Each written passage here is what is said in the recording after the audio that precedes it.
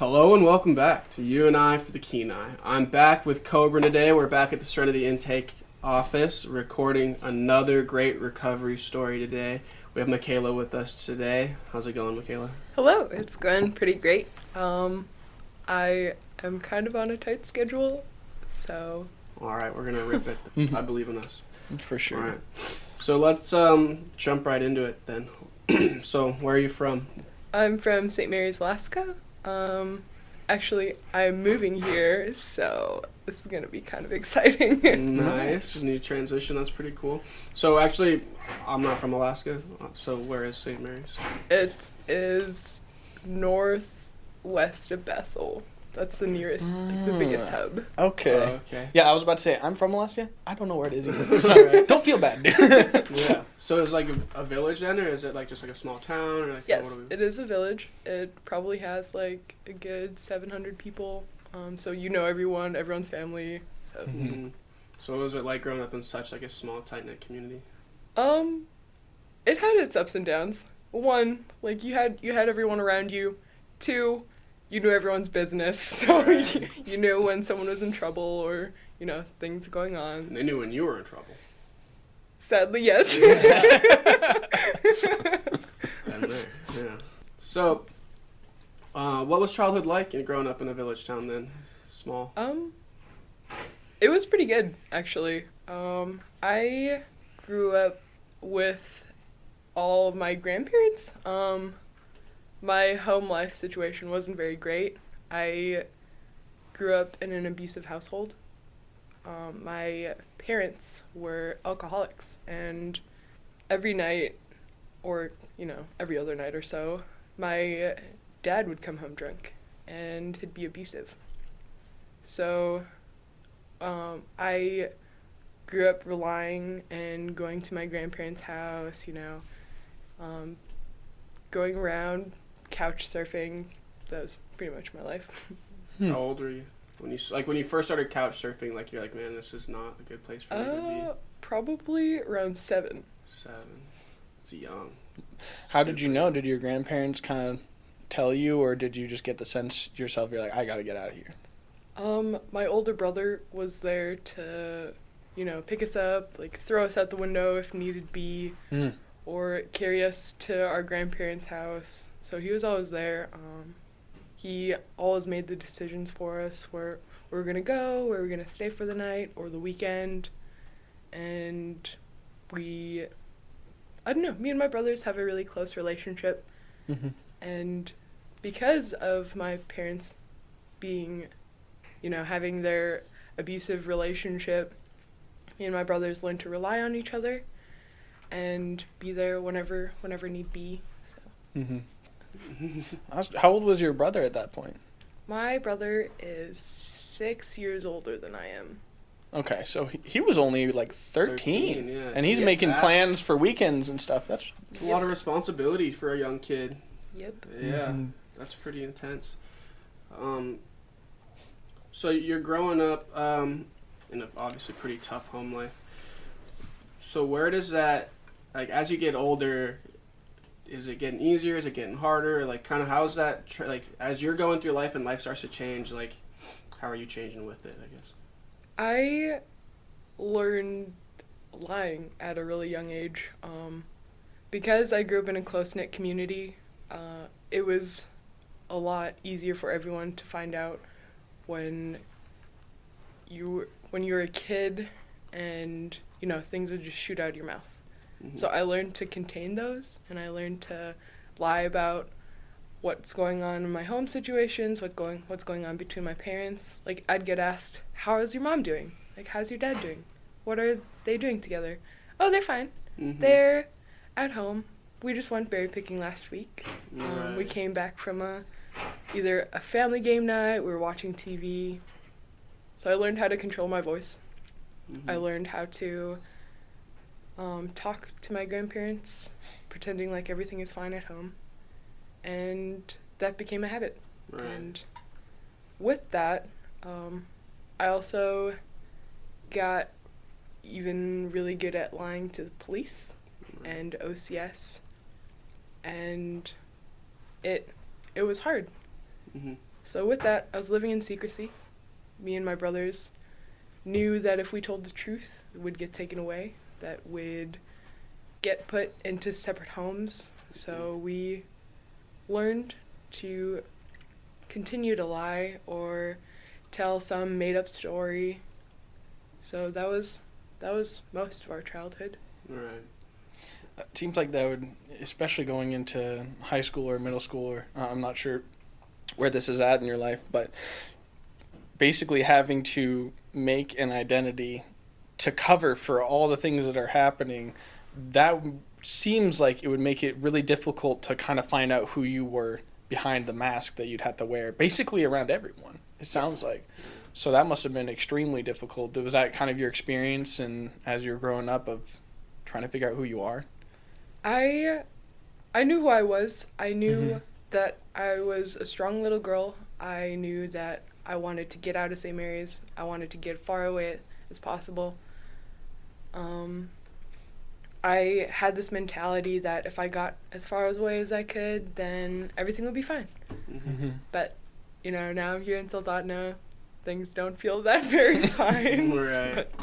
But, it's going around. Yeah. Things are finally starting to make sense now. Mm-hmm. So, yeah, I think like the hardest part about having to lie about a lot of those things that are going on at home. I mean, I feel this on a more personal level in different circumstances. Obviously, first of all, not near as intense, and second of all, just in a minor way. You just get in the habit of suppressing things, even just your own, your own emotions and the own everything's happening outside of you, but affecting you internally. But it's hard to recognize that thing as to what it is, because you're so busy trying to think of ways to not let people find out. That's kind of consuming your thought process at that point. You don't even have time to really ever deal with anything. To really kind of put a foot forward into thinking wow, what is really going on? Because all you can think about is, dude, nobody can find out about this. Or I have to figure out some way to not let people find out about this, or I have to figure out the next lie, the next plan, the next it's kind of just a running mentality almost.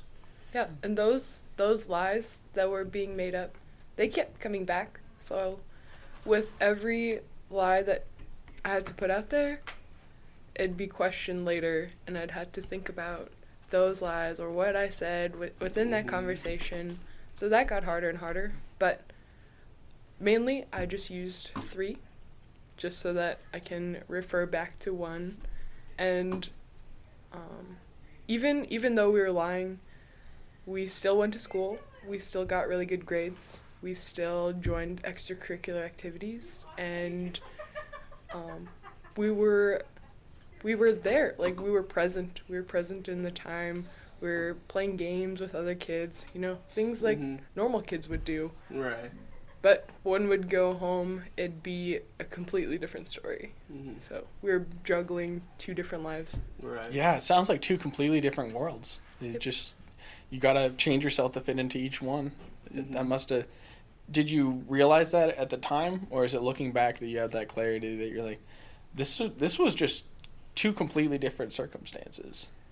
Well, at the time, it just felt completely normal. I was just juggling it from a young age, and I learned to grow off of that. Mm-hmm. So starting off on the wrong foot just got worse and worse. But with that, we were getting more careful with our lies, and we're getting more careful with how we presented ourselves, and our maturity levels at a really young age were extremely high for minors. So. Yeah, it's crazy when kids are forced to grow up. It's kind of sad, but at the same time, there are some very mature children just because they're thrust into adult situations. Your brother at 13 was basically managing threats and a bunch of things at just such a young age. So it's kind of like that double-edged sword of more mature, but at what cost of experience? So where does this all kind of fall into your use then? You know what I mean? When does that start? And how does that kind of build up from this disconnect that we're seeing here?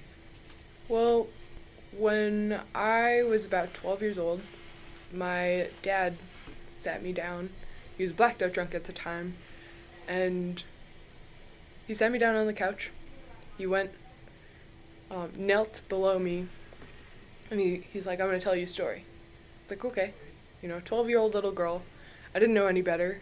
So I sat down and I listened. He told me of the time when my mom was pregnant with me. And he's like, yeah, your mom was pregnant. She was about to have you. Well, not about to have you, but she was pregnant with you. And I didn't know if you were mine or not. It's like, okay. I'm here now. Like, okay. Mm-hmm. And he explained to me that he didn't want me when I was still in my mom's womb and trying to convince her to get an abortion. But when my mom refused, he tried to beat her to get rid of me. And at a 12-year-old little girl's age, I didn't know any better. I didn't have this mentality of how much of a miracle it was for me to still be alive, to still be functioning normally. Right. So I started to use the coping mechanisms that my parents were using, drinking, Right. using drugs Model at the age of behaviors. 12.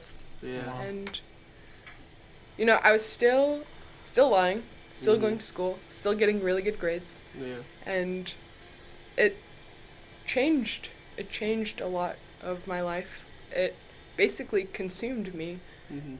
to the point where I didn't know how to act normally without it. So, yeah, that was... Yeah, so you start using when you're 12. Is this Yep. just alcoholic right away, or like kind of how does that progress? First, it started off with smoking weed. Mm-hmm. I tried it for the first time. A lot of my friends were older than I was. Mm-hmm. Um, That probably 'cause, relates back to like that maturity level. Yes. Yeah, Yes. the way you're Mhm. perceived by other people, for sure. so they started when they were about like 16, 17 years old. Mm-hmm. And, as this 12-year-old little girl, just starting to get to know who I was at the time. And they're like, hey, we're going to go try this. Do you want to come? Oh, being as naive as I was, being as submissive and persuaded Mm-hmm. as I was, I said yes. And, I Well, went you with can't them. really, like, that's, I mean, like, maybe, I don't know, I'm not trying to put words in your mouth here by any means, but, like, I'm sitting here thinking, like, you're 12, you know what I mean? And, like, honestly, like, this might be a little insensitive, I guess, but, like, your parents aren't, like, the most amazing role models at this point. These are probably people you look up to in ways. And these guys are people that are 16, 17, you know what I mean? Like, they're around your brother's age. Yep. Like, these are people that, like, you probably relate to and bond with in ways that are stronger than a lot of the other people in your life. Like, these are your strongest connections at this point. And so for them to be like, do you want to try this? Like, it isn't, like, it isn't absurd by any means that you're like, yeah, like, sure, you know what I mean? Like, it's not even really, I guess, about, like, being easily persuaded. Like, it's being misled, really, in a lot of ways. And by people who don't know any better, 16, 17, you know what I mean? Like, it's just kind of really, like, a combination of a lot of unfortunate situations at that point. Like, I wouldn't even really blame it on anything or anybody. Kind of like it's just- unspoken peer pressure too. I yeah, had some people I looked up definitely. to growing up, and they were like, "This is definitely sounds kind of silly," but they were like, "Oh, there's a cinnamon challenge. If you can have a tablespoon of cinnamon," and they're like, "Who's gonna do it?" And they look around, and I'm like, "Oh." Light bulb goes off. I can do that. They'll love me. Yeah, ended up throwing up. It was a terrible experience. But that's the kind of thing is Right. they weren't like, hey, freak, try it.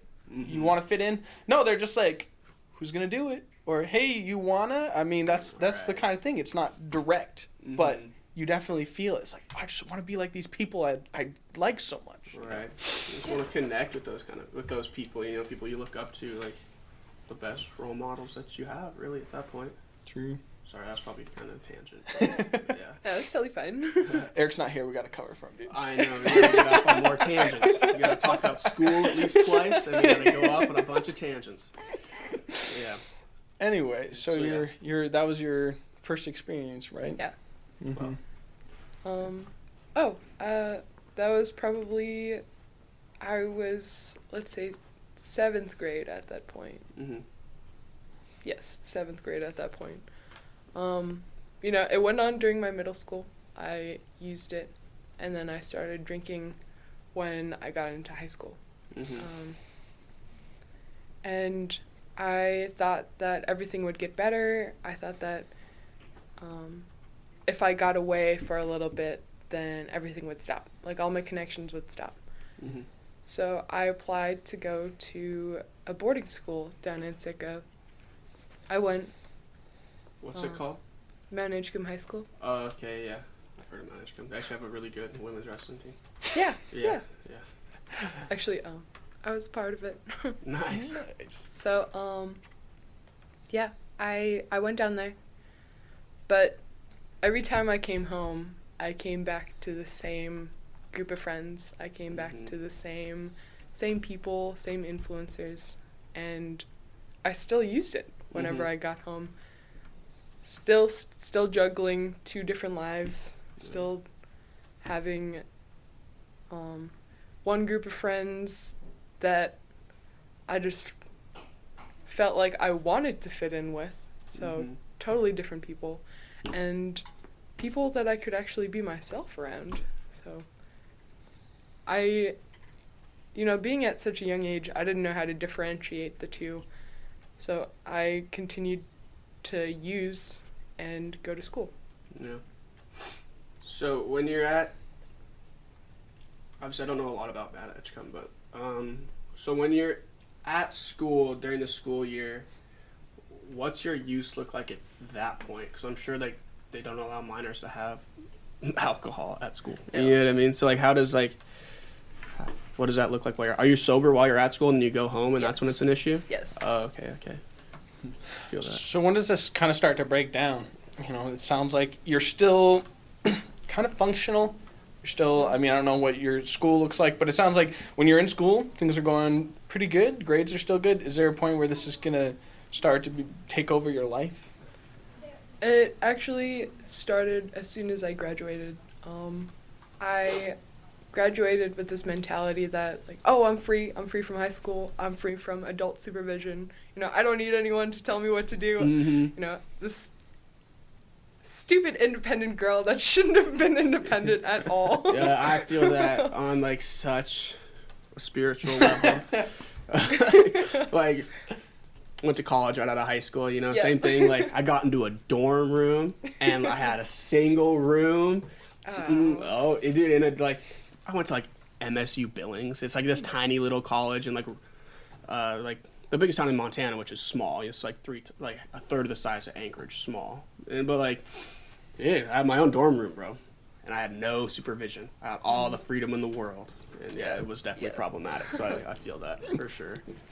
Yeah. Continue. So as soon as I graduated, I went home.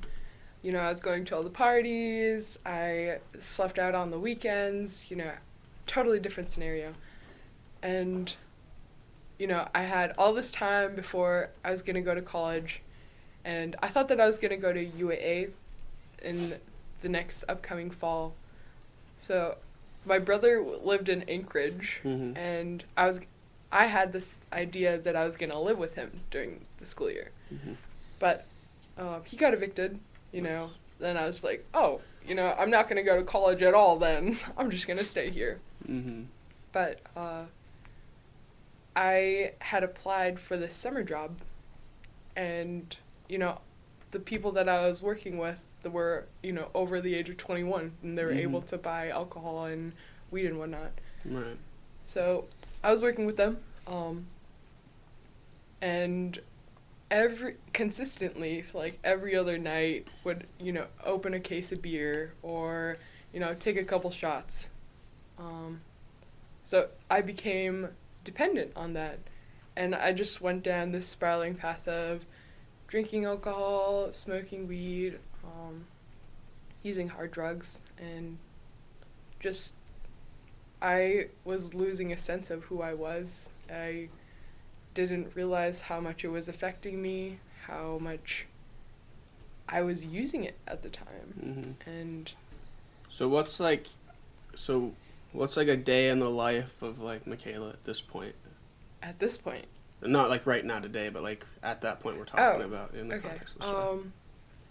I'd get up, probably still going or a little hungover. I'd go to work, and at this point I worked with kids, so I was, being as influential and as positive as I could for the kids. Like, I didn't realize how hypocritical it was for me to show up hungover, being in front of kids, probably smelling like a little liquor or something. And, them as little naive kids don't know the smell, don't know what's going on. And I just thought that everything was fine. And at the end of the workday, I'd finish whatever little things that I didn't do because I was hungover in the morning, fill out some paperwork, go home, open a couple beers, pass out on the couch, as that was my life at the point. Yeah. So you're working a summer job. You're living back in St. Mary's, you said?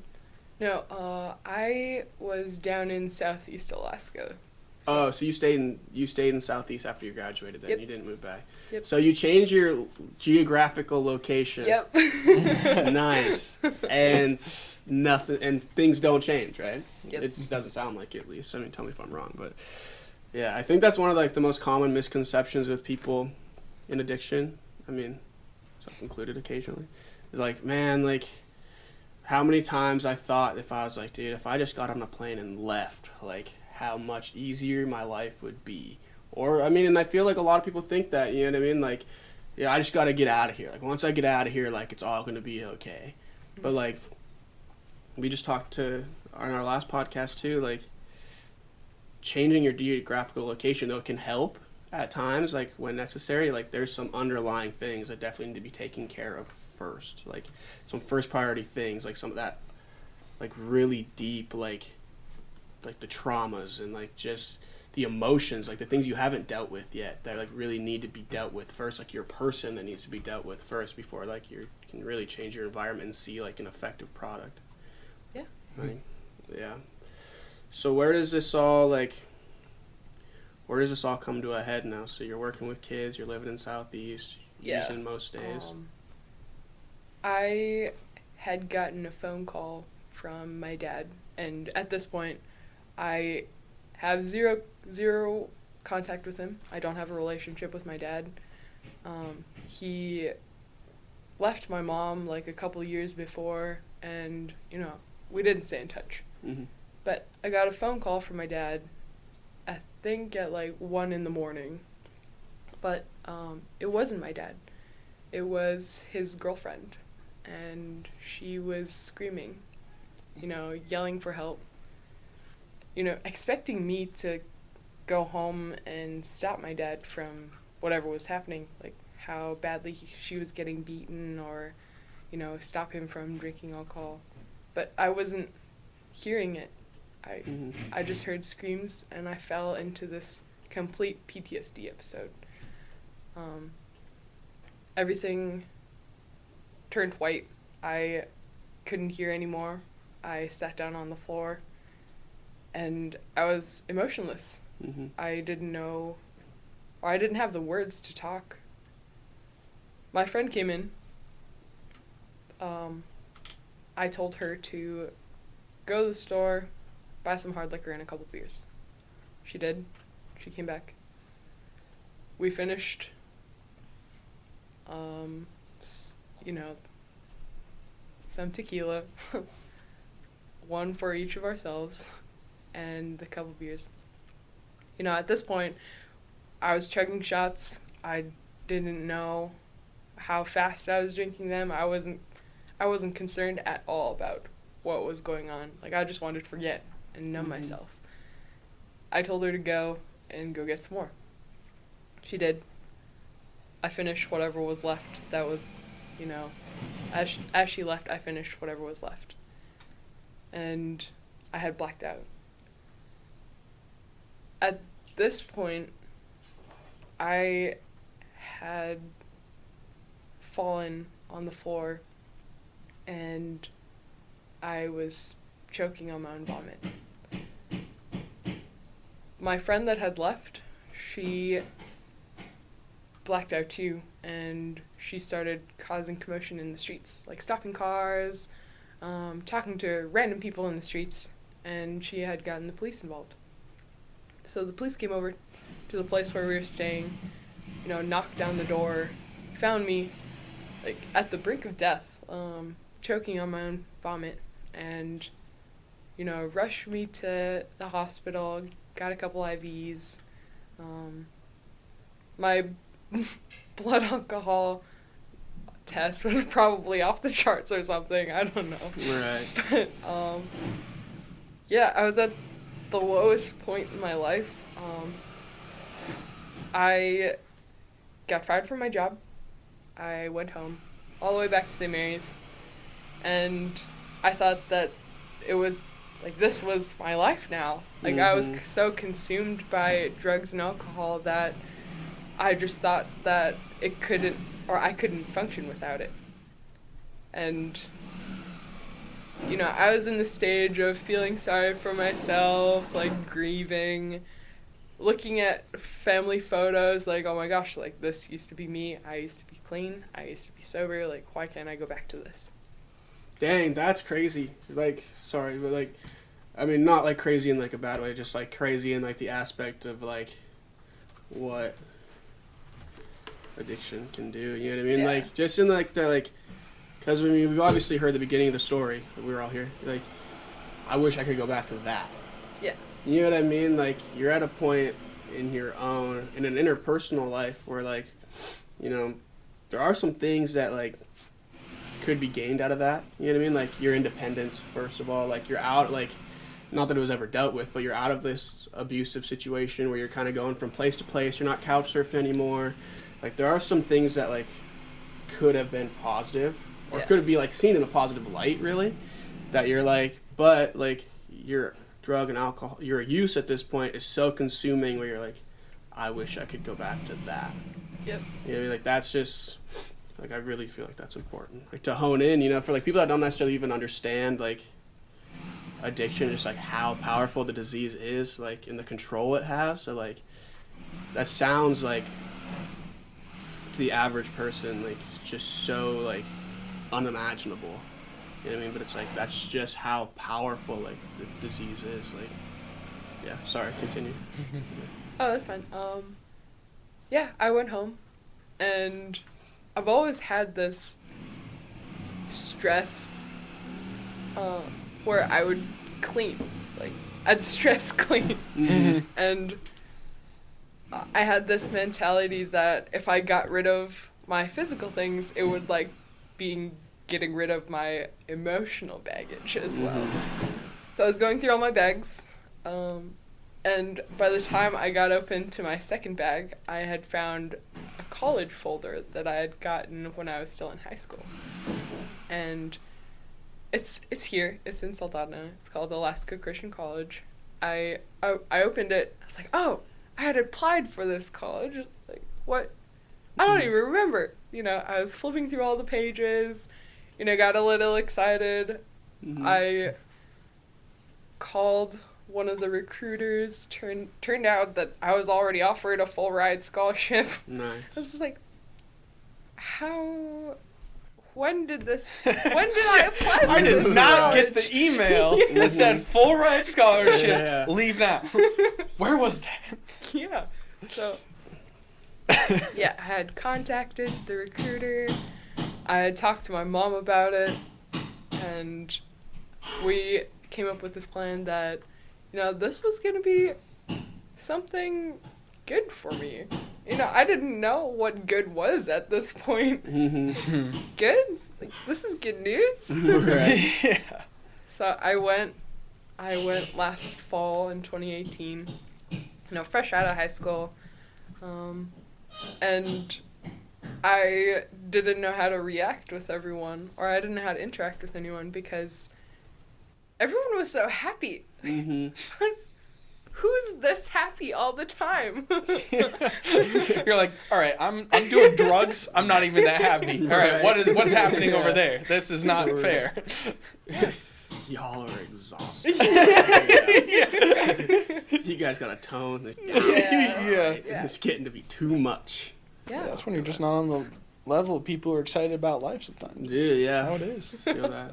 And you realize you're the rain cloud. You're like, wait a minute. Maybe the sunshine is all right. Like, maybe it is cool. So. Mm-hmm. Yeah. So I went in the fall. My only friend was my roommate, and with everyone else, I didn't talk to anyone. I was totally afraid of expressing who I was. I didn't want anyone to know that, I was an alcoholic, that I abused drugs. Like, I didn't want anyone to know. Mm-hmm. So I had isolated myself for a long period of time. I didn't talk to anyone but my roommate from August till November. Yep. So I stayed in my room. I was taking 5 classes at this point. I did all my math homework in advance to where I had finished my math class by November 1st. So by that time, I was taking 4 classes. Mm-hmm. Wow. And by, in the middle of this, I was still struggling with who I was. I was still struggling with lying to people. I just felt that I wanted to be free. I wanted someone to know. Right. And I had gotten invited to go to a chapel that they were having, and I went. What? A what? A chapel. A Chapel. Oh, okay. Bad ears. Sorry. Yeah, so I went. I sat next to my roommate in the back. I had my legs up next to me so that no one would sit by me. I was totally not interested in talking to anyone. But the leader that was speaking, their message was to let go. And I don't know why it didn't occur to me throughout my whole life when people would tell me to let go of everything. Like, just let go of who's affecting you, what's going on, just let go of all of it. It didn't occur to me to let go until that moment, and I just started crying. I went off campus. I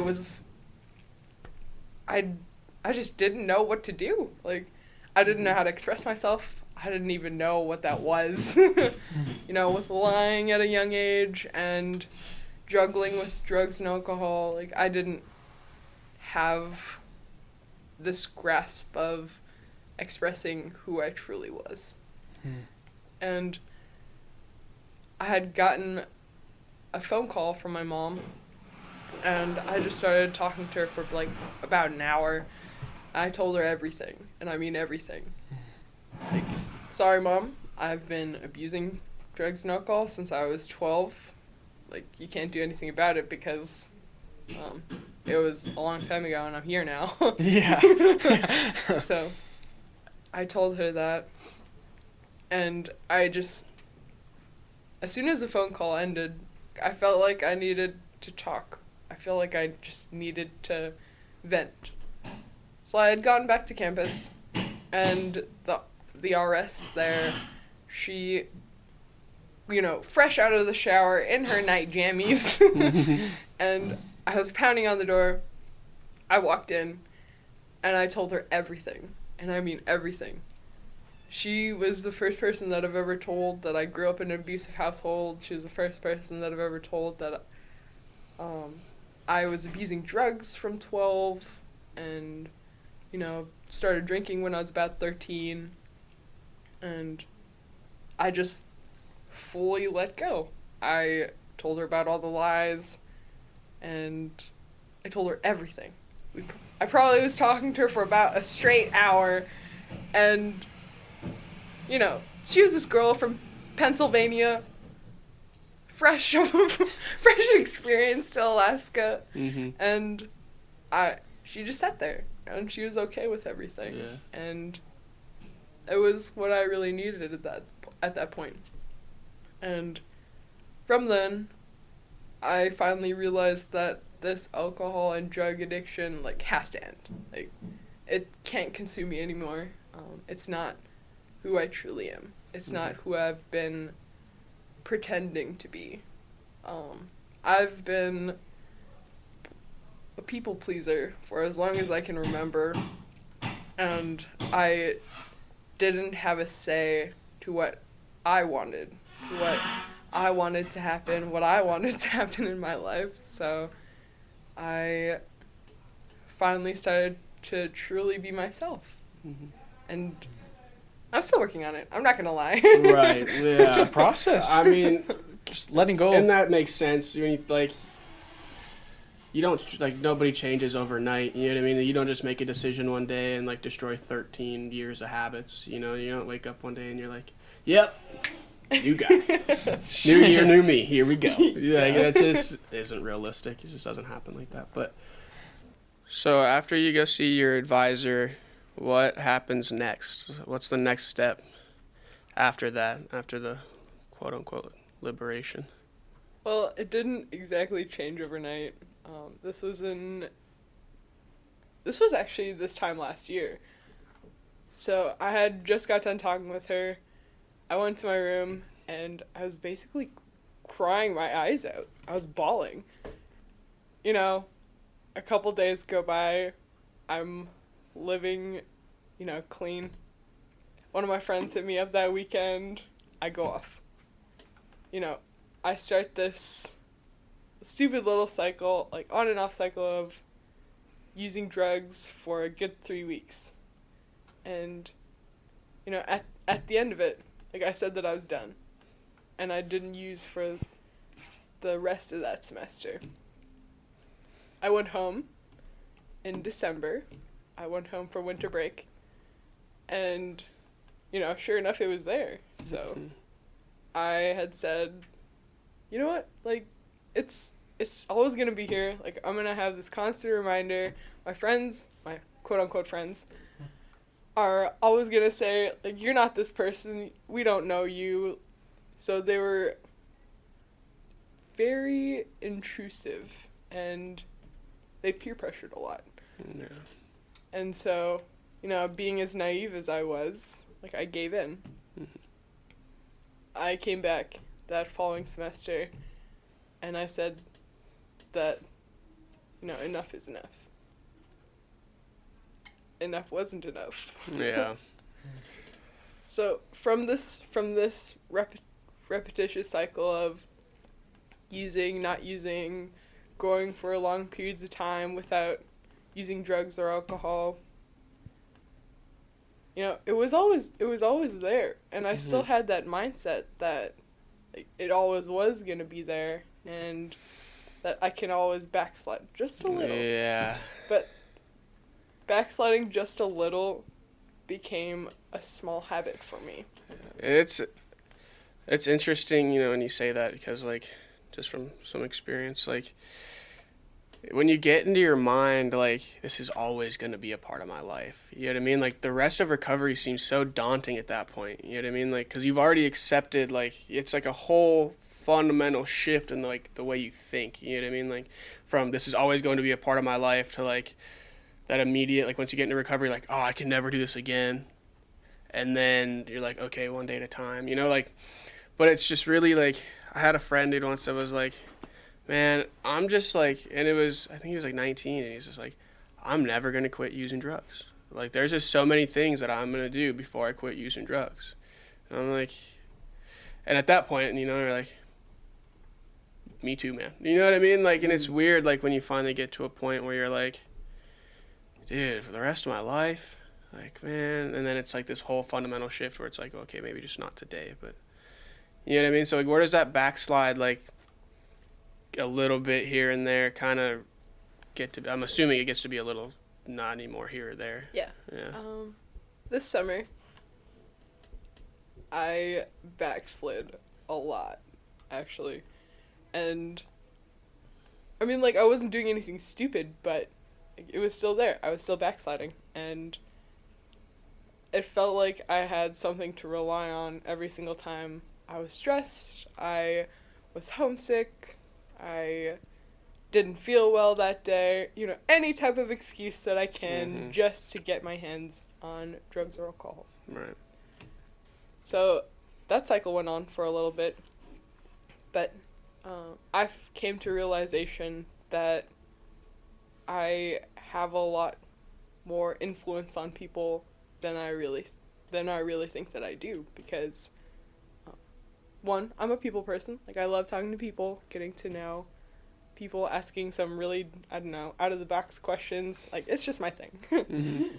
And so I finally realized that I had a leadership position at the school, and I was portraying that I was this leader that claims to live by the school's, rules, but I really wasn't.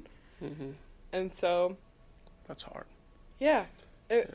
Having to face that, going day in and day out, putting on a mask, same thing that I was doing my whole entire life, going to school, pretending that I was happy, and then when no one was looking, using drugs or sipping on a beer. Did that guilt really get to you? Yes, it did. Today's the 20th, right? It is. Yeah. Well, guys, it has been an official 2 months of being sober. Congratulations! Nice. Yeah, that's super cool. But yeah, I came to this realization that I love people and I want the best for people, and I wouldn't be able to help people if I'm struggling myself. So coming to that realization has really helped me and changed my mindset a whole lot. And it sounds like you really believe it. Some people think that, and they think, yeah, I gotta take care of myself, and then they just don't. Right. I mean, pretty much, but that's something I've heard several times throughout podcasts. Right. People talking about putting the kind of the goal for staying clean outside of themselves, making it about something bigger. And for you, it sounds like because you care about other people so much, you want to be able to interact with them in the best way possible. And that just, you can't do that and have this relationship you have with, alcohol at the same time. So have you heard about that before, like putting the reason for quitting onto something other than yourself? Is that something that... No, I just based it off of that drinking and using drugs. Not only am I hurting myself, but I realized that I was hurting my peers, my friends, people that look up to me, and especially I was hurting my family because, they were the ones that decided we don't want our children to get involved in this. And having spit in their face saying, I'm going to do it anyway, that hurt me. That hurt me a whole lot. But I can't imagine how much it hurt them in the process. So it was a really organic realization that you kind of reflected upon and came to the conclusion. Yeah. Oh, that's awesome. So what were like your first steps getting into recovery then, like? So after you come to this realization, like, what steps do you take after that? So I had some beer in the fridge at this point. And I was like, you know what? I'm going to finish this. I took them. I opened the can. But I had no satisfaction whatsoever. Like, I didn't even take a sip at this point. I went to the bathroom and I spilled it. I just didn't want it anymore. But, within those couple days, like, things got a little bit harder. Yeah. I just wanted a beer. Like, I just really, really wanted a beer at this point. But having friends and having accountability partners is a really big part of recovering and holding you accountable so that you Mhm. don't backslide, and having someone to talk to, whether it's a counselor or your best friend, I don't know, someone to talk to. Right. Some That kind of support there. it was, it's definitely still a temptation, but it's not as strong as it was in those first couple days. Mm-hmm. Yeah. So like, so you said you're moving up here. You're going to school, right? You're still in school. Yeah. And I mean, obviously, this is a small campus, so it's probably not as prevalent. But are you living like in a dorm situation then, like, or are you? Because I'm like, what I'm thinking is like that stereotypical like dorm. You know what I'm saying? But like, I don't know. I've never lived in the dorms here, so like, is there outside temptation that's pretty consistent? You know what I mean? Or is it like you don't see it a whole lot, or like what's it like outside of like just your own decision making, really? You know what I mean? Well, I still get, whether if it's messages or phone calls from friends in the community, like, hey, we're having a party this weekend, why Mhm. don't you come over? I mean, they're still my friends, don't get me wrong, like, they're Right. still gonna be there. I still love them a whole lot, but I'm not as close with them as I was because of it. Mm-hmm. And that's a little bit of that self care, dude. And that's like I don't know. I feel like would be like one of the most difficult parts. You know what I mean? Is like just not like necessarily like kind of. I heard this thing. Actually, this is probably the best way to put it. I heard this thing. Maybe it was in another podcast, but like, or maybe I read it somewhere. I don't remember, but like one of the hardest parts about recovery, especially like in the early stages, is you start to mourn the person you were before. Even like how, no matter how like despicable, quote unquote, or like how you felt about that person, you know what I mean? Like as you're changing and evolving into like somebody who's now in recovery, you still like in moments like that when you get the invite and you're like, oh man, I shouldn't go. Or like you go out to dinner and like someone else is having a drink and you're like, oh man, like that would be nice to be able to do that. You know what I mean? You start to mourn like those situations and that person that would have done that, you know, like a little, and whether like it's good, bad, this or the other, like a little part of you does kind of fade in that aspect, you know what I mean? And it is all for the better. But at the same time, like it's a difficult situation. Like Zach said, dude, it's not all sunshine and rainbows. Like there's some hard stuff that has to happen for recovery to really be like as uplifting and positive as it can be, you know? Like it's not all easy, I guess is what I'm trying to say. Like that's a hard thing to do, is like kind of start to not be as close with some of those people as you were before, especially when you're somebody that really loves people. Yeah. You know? Yeah. It's just hard. Yeah, it also, along with that, it's kind of the relationship with the substance itself. Yeah. I mean, I've heard of people writing like kind of like a goodbye letter Mm-hmm. to a substance, as if it was, because there is kind of a relationship, honestly. Big time. And having that go away and having Well, like Makayla said, it is like whenever I felt stress, I had something to rely upon. Is that like the thing you use? You know what I mean? Like anytime like there was stress, or anytime like I could have any excuse. You know what I mean? It is like that thing or person, you know, that you fall back on. You know what I mean? It's your coping mechanism. It's your comfort. You know, and for some people, like it's all they got. Mm-hmm. You know what I mean? And there is more out there, obviously. Like, you're going to make new connections, and you're going to really, like, find a part of you that, like, you really, really, really do love and appreciate, you know what I mean? Outside of that. But, like, in the there and the now, like, you have to mourn that a little bit. Because it is a big part of life at some point. Like, for people in recovery, it was a big part of life for a long time. Or for a short time, but a significant portion of time. Yeah. So what does it look like nowadays? What are you doing to kind of keep that at bay? I know you mentioned support, having the support of friends or, you know, people to talk to and stuff. Is there, I guess I'm looking for what a day in your life looks like now, kind of. Does it really stick in the back of your mind? do you think about it a lot, or is it just you're like, I'm in recovery, I'm not gonna think about it, I'm not gonna dwell on it? Well, my day consists of staying busy, and I mean all day. You know, something to take my mind off of anything, whether if it's I write in my journal, I'm doing homework, I go to some meetings that are on campus.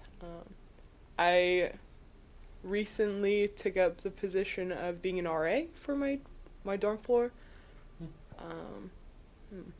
Let's see, what else do I do? SALT just started up, so student government. There are so much things in my day that I don't know. It's just constantly going at it. I'm busy consistently, but when I do things for self-care, I recently started taking up hammocking, and it's super peaceful.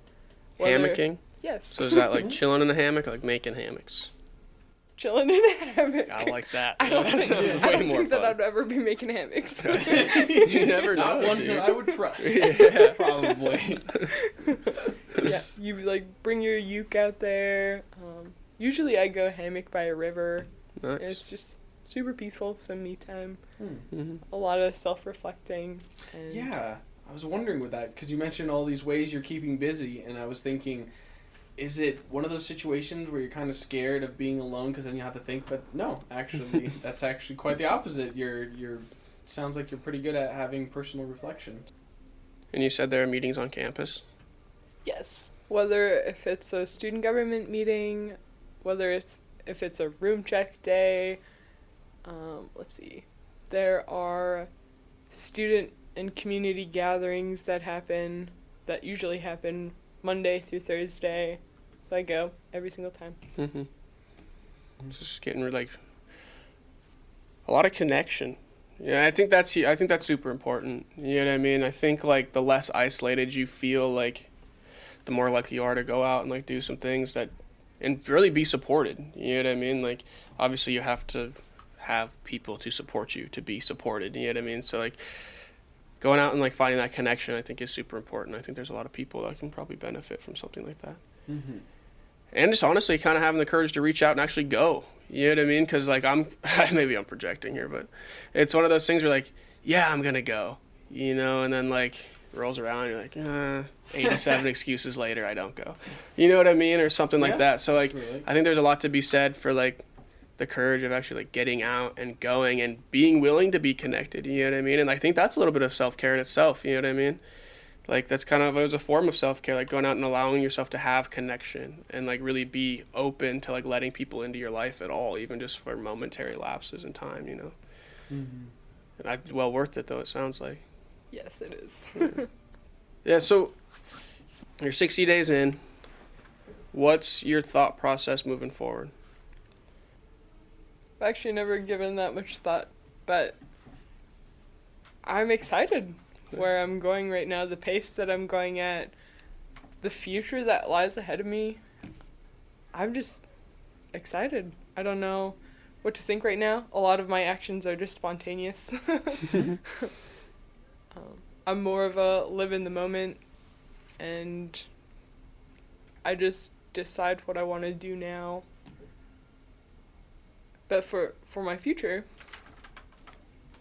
I'm looking into different colleges. I'm moving here to Saltatna. I don't know. I'm really excited to where my future leads. Yeah. Awesome. That's super cool. So actually, we asked everybody this question as like a kind of a closing question. If you could tell yourself in the deepest part of your addiction something now to kind of either keep you going on this path, or if you're like a really like a pivotal moment you think like, you know what I'm trying to say? Yeah, well, Same you're question. Yeah, if you could like write yourself a letter then from now, like, what would be like the most important part of that letter? You mean my past self telling me now? No, Or you're now if you- self-telling your past self.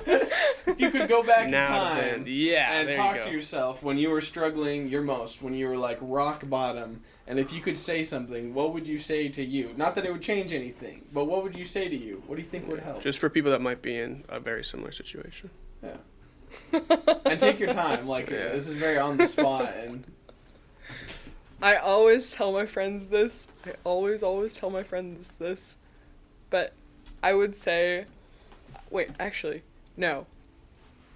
I would look myself in the eye. I'd grab her by her collar, her fleece on her neck, and say, like, get your shit together. And you know what she would tell you? Oh my gosh. I mean, that's a little different than the "you're worth it" message you're alive, but you know, that's if you feel like that's what would get it. Right. And honestly, dude, for some people, like, we talk about this pretty often too. I think just more in our own personal settings, but like that works for some people. You know what I mean? We've met people that are like, yeah, I went to jail and like that's what I needed. You know, I needed that tough love, or I needed that hardcore accountability. And there's some people that are like, dude, I went to jail and I lost all faith in the system, and like I kept going for years. Like I just needed a little bit of like something else. You know what I mean? The other end, like. So I don't think that's. I mean, you know you better than anybody else knows you. So it might have just worked. Who knows? Certainly have the shock factor. My future self came and was like, "Get your together." Dude. Wow, he's got a point. Anyway. All right. Yeah, Makayla, thank you so much for coming in. This was honestly so much fun. I'm really glad we got to hear your story. It's nice to have some more resources and a different perspective. So yeah, thank you very much. This is Aaron and Koebryn, and we are You and I for the Kenai.